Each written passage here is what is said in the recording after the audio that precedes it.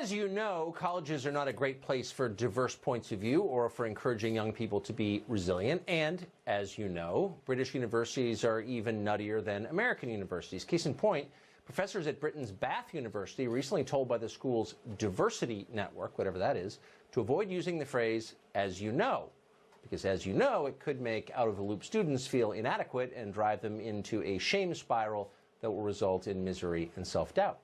As you know, Kathy Aru is the founding publisher of Catalina magazine, and of course, as you know, we refer to her as the Liberal Sherpa because she guides us through the rocky terrain of modern progressive thought.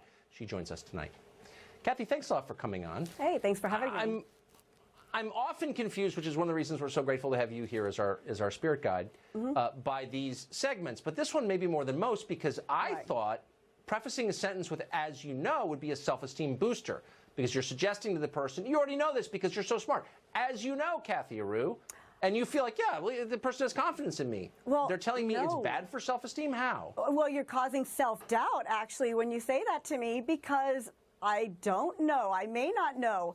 Therefore, I have self-doubt and would not do as well as perhaps other students who may know.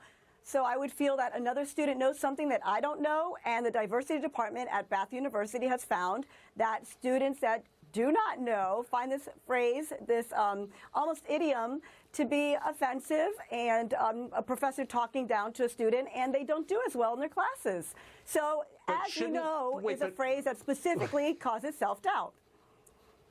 I'm not saying as you know. We know, and as you know, the research has shown there's a direct connection between low self-esteem and self-doubt and achievement. People who feel inadequate work harder to become more impressive. So we should inculcate self-doubt, I would say, in students. But isn't it also a reflection of reality? Like, if you already knew, then what are you doing in college?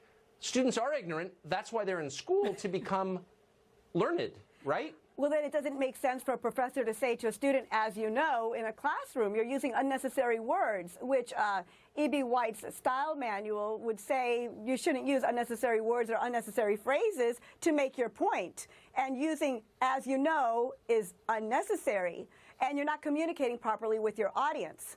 So it's not needed, and they're urging the professors not to use this phrase.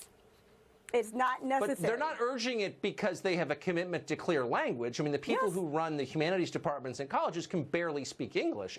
As you know, they speak in this kind of esoteric educationese that means literally nothing, and that's the point, to cloak their own ignorance. This is a diversity department that's urging this. They're urging. Then everything I said times 5, it's even more true.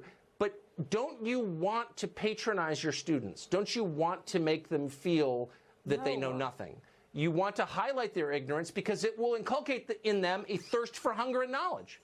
It's doing the opposite, which is what they found at Bath University. The diversity department found that at this university, the students are saying that, as you know, is actually causing self-doubt. So, no, we're not supposed to patronize the students. We're supposed to fill them with confidence, and there will be wonderful leaders in the future, and we want a world like that. We want confident students. No, I think we have a lot of confident students. I interview them all the time. I would say, in fact, we have too many confident students. If you know nothing, and most do literally know nothing, then you should be deeply insecure and silent as you learn. But let me just ask you this.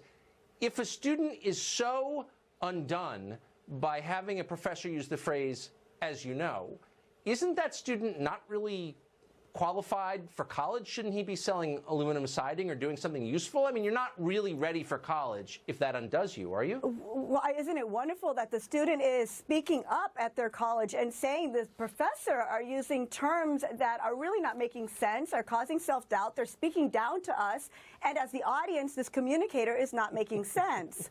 So, yeah, they don't feel confident, and they are speaking up and telling this university, we feel more confident if this phrase would be eliminated. They're urging the professors to get with the program, get with this new era that we're living in. The students are diverse, and they may not have English Join the revolution or be eaten. Very quickly, as a final question, do you personally really want to live in a world where college students are empowered to talk a lot? Honestly.